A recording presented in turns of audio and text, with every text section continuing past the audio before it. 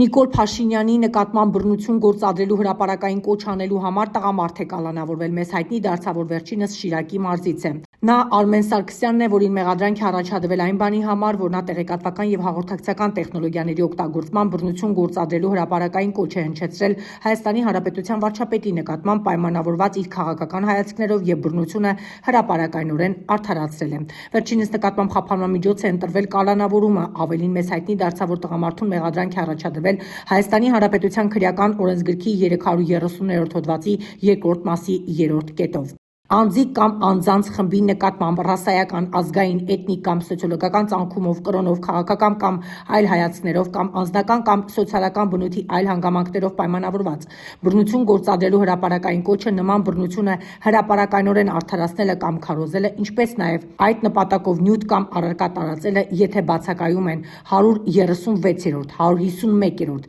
313-րդ, 328-րդ, 329-րդ կամ 422-րդ հոդվածով նախատեսված հանցանքների հատկանիշները, ավելին սույն հոդվածի առաջին մասով նախատեսված արարքը, որը կատարվել է